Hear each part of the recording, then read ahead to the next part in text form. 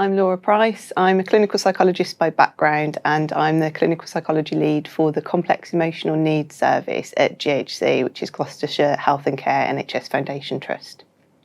Hi, and I'm Jo Greenwood. I'm the Clinical Development Lead for the Complex Emotional Needs Service, and I'm a social worker by background. So we've been asked to talk today about what are complex emotional needs and try and maybe do some myth busting, some of the concepts around it. So we've got a few questions that we're going to talk to each other about, and hopefully that will cover some of the topics that might be of interest.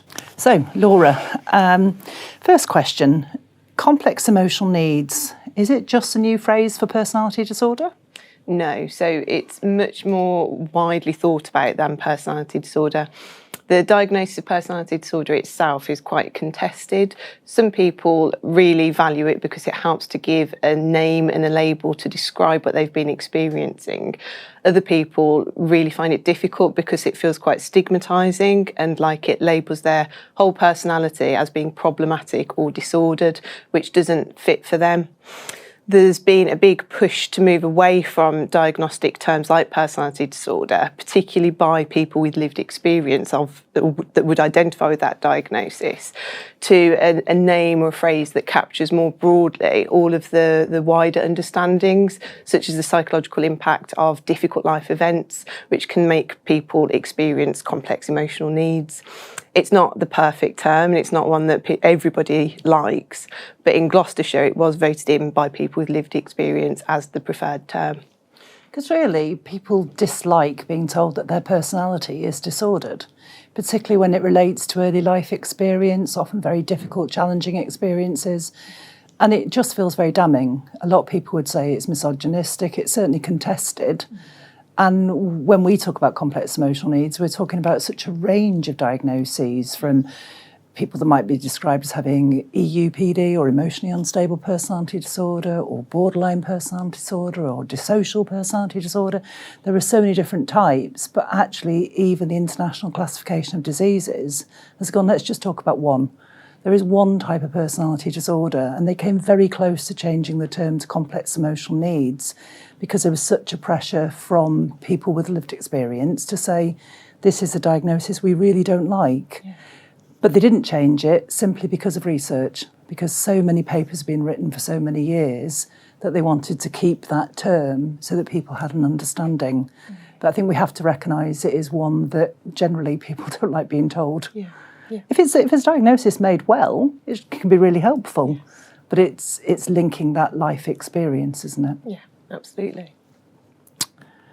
Okay, so the next question leading on from that is, how could you, in the hospital wards, departments, how could you tell if somebody had complex emotional needs? What might you see?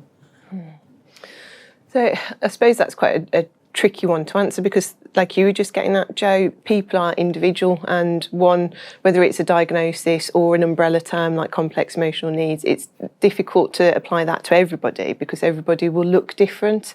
I think a thing that most people that would identify with complex emotional needs would struggle with is emotions and regulating emotions. So you may find that people who seem extremely distressed, probably really frightened, in seek of someone to support them to help regulate those emotions, and looking for that connection is probably the most likely sign. Outwardly, you might see things like self-injury, or sometimes people struggling with the sensory input, such as the noises and the lights and how bright and busy it can be in hospital settings. I know on our training courses we often talk about the window of tolerance and people going either over or under the window. I wonder whether you could expand a bit about what that looks like. Yeah, so the window of tolerance, it's a concept developed by someone called Dan Siegel, and it talks about how for everybody we have an optimum zone where we are able to live our lives the way we want to. So we can function, we can problem solve, we can plan, we can get ourselves to work or cook dinner or meet friends or whatever it is that we need to do in that day. Everybody can get pushed to the end of their window of tolerance. So if you think, for example, you get up, you come into work, there's lots of road rage, that starts making you feel a bit stressed. You get into work, you realise that you've got a new project you didn't know you're going to have, and the boss wants it really soon, you feel a bit more stressed. Then a friend does something that upsets you and you feel really stressed, and eventually you end up outside of your window of tolerance. So what that means is that you can either go out of it in a way that activates fight or flight, essentially, and you feel really angry or like you want to just get out of the situation, or you collapse in on yourself and you may feel that you start to numb or that you dissociate. I think for most of us, we might identify with those two in the sense that, oh, I've had enough of this, I'm just going now. Or we might start zoning out and scrolling on our phones if we're shutting down. For people with complex emotional needs, that might be much more intense. So in terms of the fight or flight and the panic that people might experience, that could be really extreme, or the shutting down could be dissociative seizures. So those sorts of things can happen, and you can see that in A&E when somebody's been pushed out of their window of tolerance and they're desperately seeking some way to come back into it again. And the problem is, we've all got one. Yes. So if you're working on a ward and you're having a difficult day and you haven't had time for your lunch and you've dealt with a lot of really difficult situations and you're stressed, and the person you're dealing with is also out of their window, they're distressed, they're anxious, they're agitated, it's going to be a really explosive mix. Yes. Have you any tips about how to help you regulate and the person to regulate? I think the biggest thing that I would say is, if you know that you're towards the edge of your window of tolerance, before dealing with the situation, if at all possible, you need to regulate yourself first. It's the same as that phrase on airplanes, you need to put your own oxygen mask on before you put somebody else's on. So I know it's so difficult when you're really busy and you're running from task to task, but if at all possible, just take a short break, have a cup of tea, if you need something to eat, or if you need to pop to the loo, because I know even basic needs when you're in a hospital get pushed to one side. Just try to bring yourself back down to be able to manage and deal with the situation in front of you in a way that isn't going to make you tip out of your window of tolerance and then ultimately be unhelpful for the person. So self-care, and I know that's always really tricky when you're on a busy job, but it's really important. We know that people that have experienced complex emotional needs are very likely to have experienced trauma. Very, very high probability, probably 98%. And we're talking big T traumas or little t traumas. I wonder if you can explain the difference between those. Yeah, so when we talk about trauma, we mean specifically psychological and emotional trauma. It can be physical trauma as well, but not to confuse it with things like a head injury or a road traffic accident. So when we talk about trauma, we're thinking about big T traumas, which most people would identify as a traumatic experience. So, natural disasters or plane crashes or, a big car crash, things that most people would say, I could understand that was really traumatic to go through. We can also think about things like adverse childhood experiences, domestic violence, bullying, things that most people could see would have a really lasting impact. Little t traumas are getting at the fact that how we experience difficult events is very personal. So for some people, if their pet dies, they might experience that as traumatic. If they don't have any other support network and everything was about their pet in their life and so much meaning was attached to it, that could be really traumatic for them. For other people, they might be sad but wouldn't experience in that way. Similarly, job loss or divorce, some people find that really traumatic, other people move through it in a way that it doesn't impact on them so much. So it's really getting at the point that the experience of trauma is completely subjective, and it's about the individual and how it has affected them. And also that it's not just about the event or the thing that happened then to cause it, it's very much about the impact it's still having for the person now. So the reliving, the flashbacks, the nightmares, the being triggered by reminders, the emotional push to feeling completely unsafe, because when it happened originally, you probably felt really unsafe. A lot of people feel that somebody that's experienced trauma must have therapy. It's the only way forward. There are lots of reasons why some people are not ready, they're not able, or may never be able. I wonder whether you could explain a bit about why that is. For some people, a talking therapy to work through their trauma can be really helpful, and there are specific therapies that work exclusively on managing trauma. For some people, it's really not the most helpful route for lots of reasons.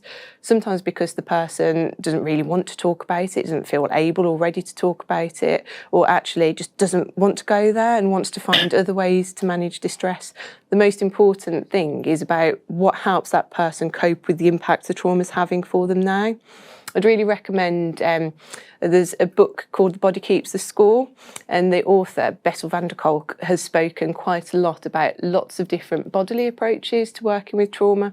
And there's lots more coming through now that speaks about the benefits of, yoga is the stereotypical one, but being out in nature, tai chi, walking, activities where you feel like you're getting a sense of connection and belonging and safety from others. Whatever it is that helps you to start building a life again and managing the difficulties. So it could look like anything. It depends what meets the needs of the person. Okay, so sometimes people come into the hospital and they can be actually really quite challenging when they have a diagnosis of complex emotional needs. I wonder whether we could think about why that is, what's happening to make people feel so distressed. Yeah. So if we think about some of the things we've already spoken about and how when we think about trauma and that it has an effect on people in the here and now, that we can think of it as trauma responses. If we link that to the idea of the window of tolerance again and how we can get pushed out of our window of tolerance, that can lead to things like fight, flight, freeze, appease, fawn, all of the things, the phrases that are about how we deal with extreme anxiety and fear and anger, that we see people that are in a trauma response. If you think about your own life and times where you have felt completely emotionally overwhelmed and distressed, probably weren't peaceful and calm and rational and reasonable, and that's because that part of our brain that enables that shuts down when we're out of our window of tolerance, and we're acting from a place of emotion, a place of survival. And for some people that might be fight, so people might feel like they're presenting as quite angry or quite frustrated or quite difficult or quite demanding. For some people it might be flight and they might be hiding in a bathroom and locking the door. For some people it might be freeze and they look like a rabbit in the headlights.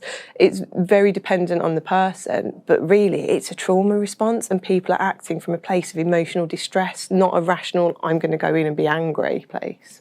And we know that some people have a really difficult relationship with compassion. So a compassionate response from staff that might be very soothing, very comforting, talking in very reassuring ways to somebody. Why might that elicit a difficult response in some people? So for some people, an experience of a compassionate warm mother can be quite scary, potentially because they've not experienced that before, or if they did experience it, it may have led on to more difficult experiences afterwards. So it can in itself trigger a very fearful response of it. It can activate that get away from this isn't safe, it's a trick or it's a trap or they don't mean it, or the stuff that means that it's very difficult to accept that love and support and that care. Because sometimes you have to dial it up or dial it down. Yes. So if you're getting a bad reaction from somebody and they're calling you patronising or calling you cold and uncaring, you've got your compassion dial wrong. Yeah. And there is some turning it up or down that needs to happen. Absolutely. In our team, we really like a model called the CET model, which is it's just a triangle, and the 3 points of the triangle are the CET letters, which are support, empathy and truth. So if you are working with somebody, it's really helpful to get those three in balance. If you go too much on the support and empathy and compassion, then that can feel sometimes for people triggering or upsetting or patronising. If you go too hard on the truth side of it, that get yourself together, you need to get over this and get out of the hospital, that's probably not going to go down that well either, because the person will feel invalidated or rejected. So it can be helpful to have the three in equilibrium, so that you're providing some support and some empathy and also some truth about the situation and what might help. Truth is, it is challenging. Yes. It is difficult to do. Yes. And you just need to respond in the moment how the person is responding to you. Yes. Yes. Okay, so I'm thinking about, why do people self-injure? Particularly, why would somebody self-injure in the department while they're waiting for help? That can feel quite manipulative. That can feel like a deliberate attempt to annoy or upset people around them. Yeah. So I suppose we're getting into the reasons why people might self-injure here, aren't we? And we know from the research, from working closely with people with lived experience, that people self-injure to cope with extreme, overwhelming distress. There might be other reasons that people would identify. It might be around eliciting some care and support and some connection because they don't know how else to do it, because they've never been taught that and they don't have the words to do it or know what other ways they might do it. But essentially, when somebody has self-injured, it's around coping, it's a coping skill. all of us have probably leaned on some unhelpful coping strategies in our life, going to the pub, having a drink, the things that having a smoke, lots of us do on a day-to-day basis that probably aren't the best for our health, but help us manage. It's just another example of that for some people, the coping strategy, one that we might say isn't the most helpful, is self-injuring. They're not doing it in a conscious way to make someone do or behave something. It's just a way to try and cope and manage and potentially to draw someone closer. I think if somebody injures whilst at the hospital, again, there could be lots of reasons for that. It could be that they've been waiting a long time because it's really busy, and that just is the case, that sometimes you have to wait for a while. It could be that they're feeling really overwhelmed by the sensory experience of being in a hospital and again are trying to cope with it, that it's difficult waiting sometimes. It could be because they're in a place that feels safe. So actually, again, someone might self-injure because they know they're somewhere safe and it won't get out of hand or it won't go too far.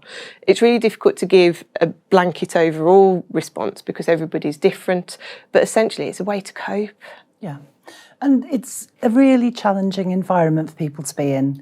It's noisy, there's lots of sensory overload, and there's a lot of sense of shame for somebody that's come into the department distressed, suicidal, feeling alone, isolated, maybe even thinking that they just want to die. That actually this department itself can feel noisy and overwhelming and full of judgments. Yes. And even people unintentionally can end up giving the person the experience that they're in the way, they're being a nuisance, they're not waiting their turn, they don't deserve to be here.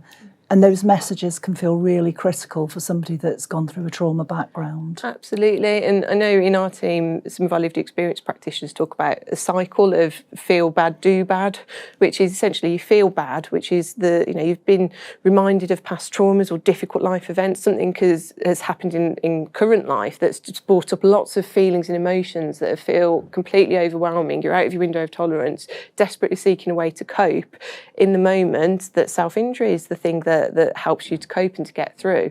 There might be an initial sense of relief or that you've managed it, but that's not long-lived for most people. They then say, follows on, I wish I hadn't done that, guilt, shame, wishing I'd got a different way to do things, which then fuels thoughts about the self, that I'm a bad person, I'm terrible, but why am I still doing this? I can't believe this is still going on. That can keep that cycle going. And if situations are feeding into that with judgments or, you shouldn't have done that, it's probably going to make it more likely the person will do it again because they're trapped in that unhelpful cycle. We know that when we look at completed suicides, 30% of people that have ended their life by suicide have visited an emergency department within the previous 2 years. So although not everybody that comes into hospital suicidal or self-injuring will go on to end their lives, it's clearly an opportunity to provide a compassionate response that might be the thing that turns a corner for somebody. Absolutely. I think it's really important to remember that it's about division of responsibility, isn't it? When you're in your job and you're in the hospital, on the ward, in the emergency department, wherever you are, it's not your job to fix the distress of the person. You're not going to make the trauma that somebody has experienced go away in a really short time frame. That's a longer ongoing piece of work that will happen in the person's community. That in that moment, your responsibility isn't to make it better or stop it or fix it. Your responsibility is just about providing a response that helps, that de-escalates the situation, that calms it down, that is able to provide some support in a time-limited way. It's not going to fix it, but you can make that moment better. There is a difficulty when people confuse kindness with rule breaking. So we often come across health professionals that break boundaries, that try and be extra specially nice to someone distressed to try and avoid them getting agitated. And they think they might be really good with people with complex emotional needs. But often what they're doing is creating difficulties when other staff don't follow suit. Yeah. And that can be really confusing for people when sometimes a boundary says you can't go here, you can't do that, and at other times other staff will have a different response. Yeah, absolutely. Yeah, consistency can be really important. Absolutely. So creating special care for special patients really isn't the answer, but it is about being kind and being consistent and dealing with what they've come in for. Yeah, absolutely. It's containing the situation, providing, empathy and validation for the emotional experience of the person. That I can see that you're distressed, I can see that you're upset, and also holding the boundary that it doesn't go too far or fall into entering into almost a parental role where you want to scoop somebody up and look after them, because that in itself can be unhelpful. So really difficult question now, but I think it's one that probably needs exploring, and that's that sometimes people cut themselves in very intimate places. And that can bring a lot of concern to staff dealing with them. Why have they done that? What's that all about? It can feel quite shocking.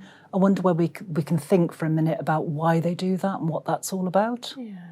I think self-injury in itself can be really distressing and difficult to support somebody when that has happened. One, because it can be really hard if you're not from a walk of life where that is part of your situation. It can feel really strange. Think, well, why would you do that intentionally? Accidents can happen to people. Why would you do something intentionally? It can be really difficult to understand the way that all of these difficult life experiences can lead somebody to a path where actually self-injury would be something that they would go towards. It can be really difficult to then combine that with self-injury to intimate parts of the body. That can be really distressing for staff to well, why would you have done that to yourself? That's a really awful thing to have happened. Generally, people, when they've done that, are feeling a sense of absolute self-loathing and disgust and self-hatred, often related to early sexual abuse. And we know that can inform why people would do that. And in the moment, they're reliving some really horrific, traumatic memories that can lead to that response. Often people don't do it from a conscious level. Again, they're out of their window of tolerance, possibly having flashbacks. It's a very difficult place for somebody to be in. There's some words that people can use that they don't necessarily realise can be really harmful, like, why have you done something so silly? What's wrong with that? Well, I think in any situation, we do have our own opinions, biases, judgments. That's humans, that's people. It's the way that we're raised. Of course we're going to have those. Of course we're going to have those thoughts. For me, the important thing is about bracketing that and focusing on what would be the most helpful thing in this moment. It's probably not going to be for this person who's already in distress, who's probably already experiencing shame and self-loathing, to hear my judgments about what they've done. And words like silly, they're loaded with a judgment, aren't they? It's not the most helpful response. If you think about times in your own life where you've done something that you wish you hadn't, or you regret it, or you feel really bad about it, when somebody comes in and says you're being silly, you already know that. You don't need the guilt or the shame piled on.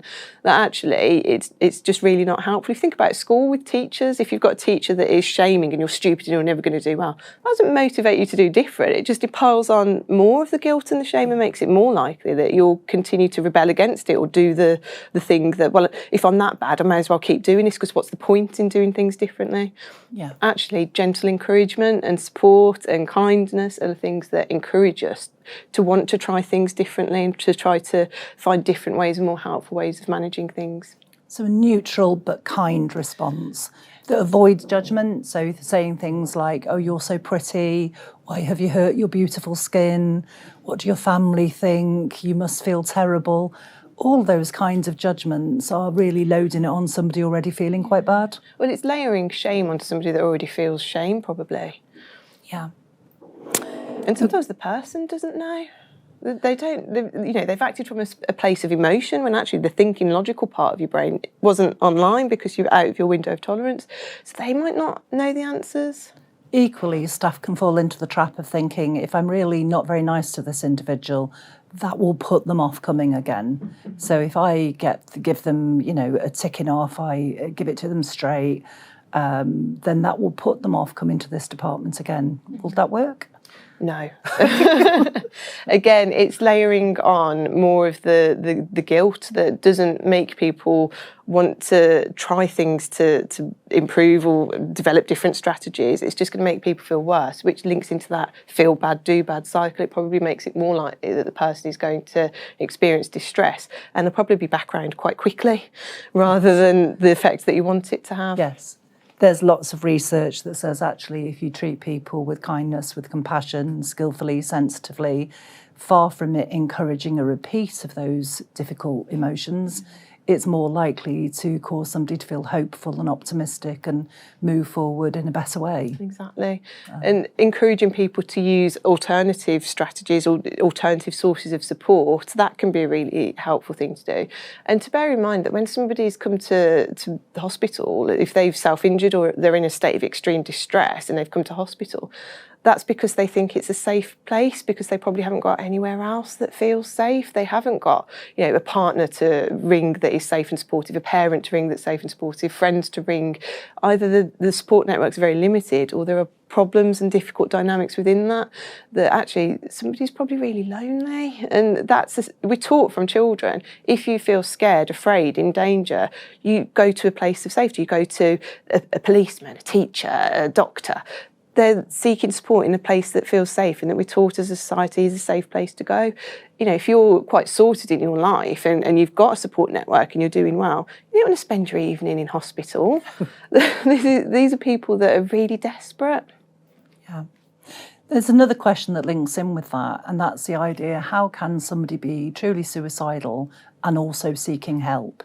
It feels like a contradiction. A lot of people struggle with, they can't really mean it. People who are really suicidal tell nobody, do it quietly. That's not really true, is it? No, it's not. And I think it can, on a very basic level, it's that idea, has anybody ever felt happy and sad at the same time, or laughing and crying at the same time? It's possible to feel different emotions at the same time, contrasting emotions at the same time, because humans and emotions are really complex. And if somebody's feeling in one moment completely distressed, they might be suicidal to just get out of that pain, to be free from it. They don't know what else to do. They don't understand that there's or don't believe that there is another way out, that the only thing that they could do to end it all is to not be on this earth anymore. At the same time, there might be a part of them that really wishes that they could just not be in pain, and that doesn't have to be about being dead, that could be about another way. So there's a part of them that maybe does have a bit of hope, or a part of them that really does want to say, help me with this distress, help me just get through this crisis period. And I think it's really difficult because it does feel very contradictory, but both of those emotions absolutely can exist at the same time for the same person, or fluctuate day to day for somebody. And if we think about difficulties in regulating emotions, often people will speak about how when I feel happy, I don't just feel happy, I feel ecstatic.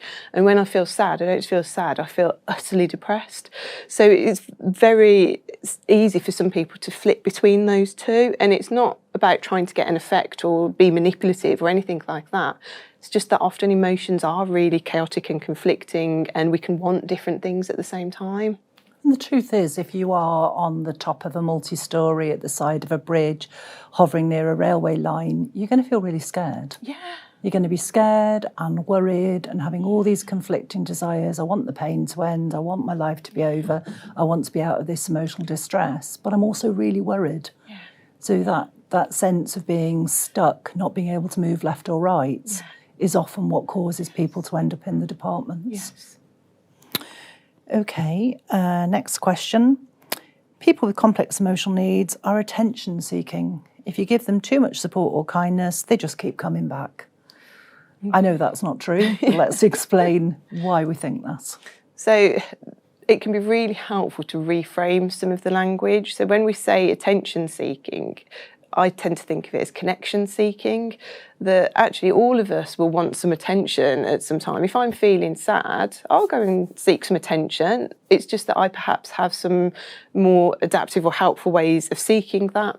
If somebody hasn't learned how to do that, doesn't know how, has never been shown, or actually grew up in an environment where they not only were they not shown, they were actively hurt or harmed in that environment, how do they seek some sort of attention, connection and support from another in a way that feels like it's going to get their needs met? It's really tricky, but often I think it can help to reframe it and to think about it from a different perspective, that it's not attention seeking, somebody's seeking a connection. And actually, if they're seeking a connection, if you meet that need and you give a connection, it will bring the situation down much more quickly than going the other way, when the person's then going to become more desperate. It's similar to the idea of manipulation, that actually people with complex emotional needs often are really bad at manipulation, that we as human beings are really good at it. We can often get people to do things that we'd like them to do, but we do that subtly. and we use sophisticated communication to do that. This accusation of manipulation often relates to people that don't have that level of sophistication, that often had very unpredictable adults around them when they were growing up, and they really weren't sure how to communicate what they wanted and needed, and invariably didn't get their wants and needs met. Exactly. So this word manipulation is really misplaced in the context of complex emotional needs. Yeah. Okay. A question that may come up from hospital staff would be, why do they come here? Why don't they go to mental health hospitals? Why can't they be taken and treated in a mental health hospital? Why do we keep seeing the same patients again and again and again? Why aren't they getting the treatment they need? I think with your experience as an AMP, you might need to say what an AMP is. This would be a really good one for you to start with. Okay, so an approved mental health professional has the job of thinking about whether somebody can be treated by force, so without their willingness, without their consent. So that would be detained under the Mental Health Act. It sounds brutal because it is. So we would really, really resist detaining anybody if there was anything less restrictive we could do. But coming back to the idea that the treatment for people with complex emotional needs is long-term, psychological, it's about connecting with the community, it's about having places to go, people to talk to, consistent care. It's not about managing somebody with a drug, a medication, an inpatient admission. In fact, it's very rarely helpful. And we talk about iatrogenic harm, which is the unintended harm of something that's meant to be helpful. So a psychiatric admission is meant to be helpful, but for people who are really struggling with their emotions, being in a high anxious environment with lots of people with their own level of disturbance, with staff that are busy, that are trying to do lots of things at once, it's generally not a therapeutic environment where you don't access a great deal of psychological support. So as an AMP, faced with the question of should I detain somebody who's clearly very risky, very stressed, I'm going to be thinking very carefully about would there be a better option out there in the community. So generally, it's a bit like saying, well, this person that keeps drinking, if we lock them in a tower without access to alcohol, will that cure their alcoholism? And we absolutely know it won't, that it's about managing your emotions in the real world. That takes time and it takes patience, and it's not a quick fix at all. In fact, it's a lifelong journey. Absolutely. And if we think about our earlier points about trauma and the impact of trauma, we know that for people with complex emotional needs, a lot of that trauma is relational trauma. So it's adverse childhood experiences, it's early abuse, it's really difficult things that have been done to you by others. That therefore makes sense that the recovery needs to be relational. It's about continued ongoing support, connections with others in your community where you live, not in hospital, where it might, even for some people, if it is helpful, at that point where it gets cut off, they're straight back out and it's not there. Actually, it's about ongoing, sustainable, relational support in the community that people can plug into and continue to access in a long-term way. So another common question is, are people with complex emotional needs untreatable? Absolutely not. I think we know that in terms of diagnostic language, that the diagnosis of personality disorder has got the best prognosis. People generally do improve in how they manage the difficulties associated with that diagnosis later into their life. I think the idea of untreatable, if we take that word itself, untreatable, it's a very medical word, isn't it? And the idea that somebody is ill and then you treat it and then they're better.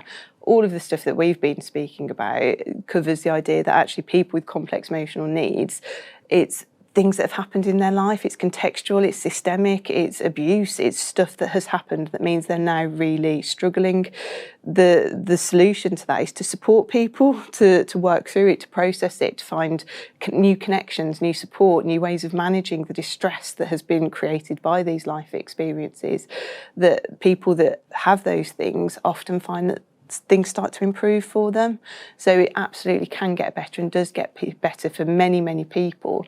It's just a long-term thing. It doesn't happen overnight. And there tend to be windows, sometimes 3 or 4 years, where someone's crisis periods are rapid, they come regularly, and they might appear to be coming round in the department again and again and again. And there can be a sense of hopelessness around that.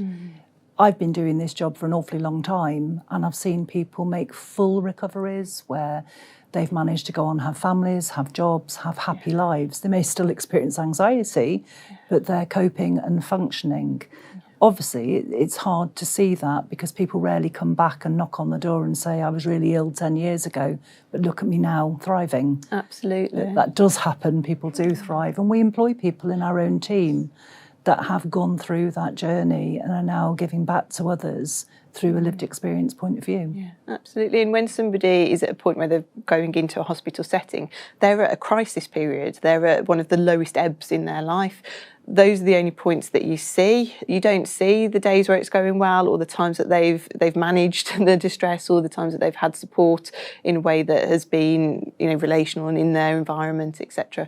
We don't see the good stuff. We just tend to see the crisis periods. And like you said, in our team, we've got people that have been through this journey and really come out the other side.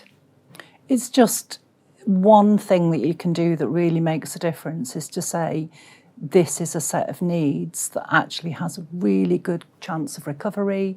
People can move on, can do well. This isn't a diagnosis is going to darken your doorstep forever.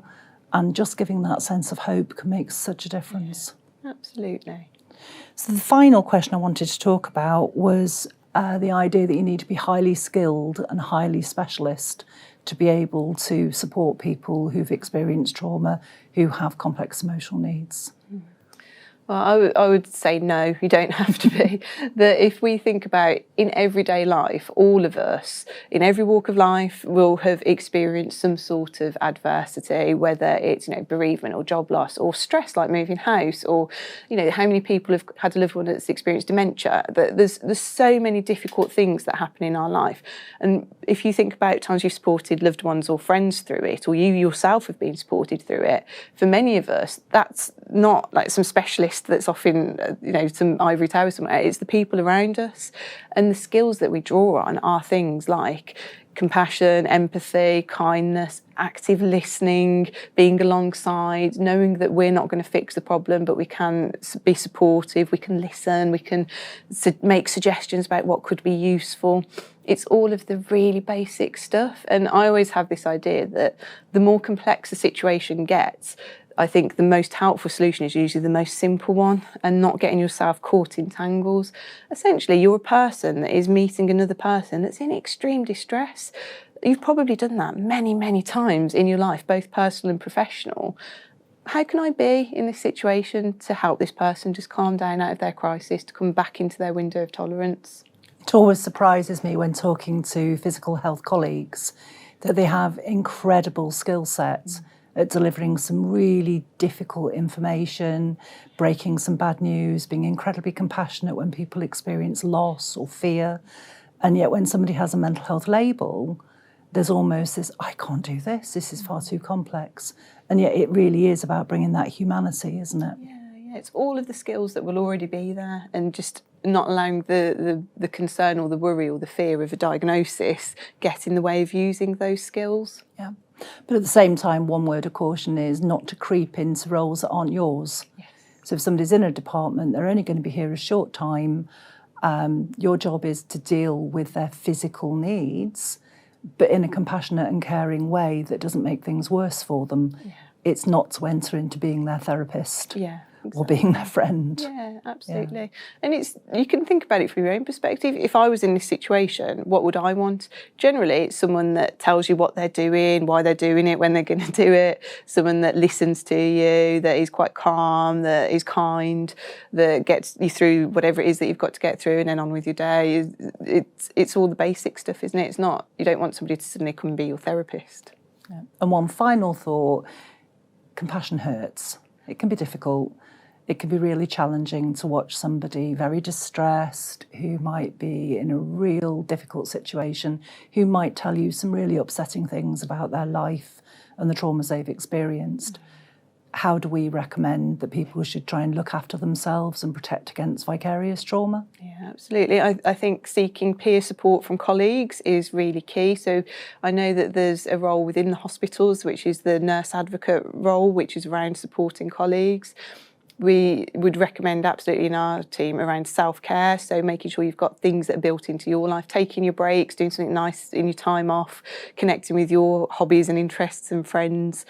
There's a staff support service that's based at the hospital that people can access if they feel that a work event has been difficult for them. So process it and talk about it if you want to, take care of yourself, connect with colleagues. And if you can do nothing else, just taking a deep breath. All right, thanks, Laura. Thanks, Jo.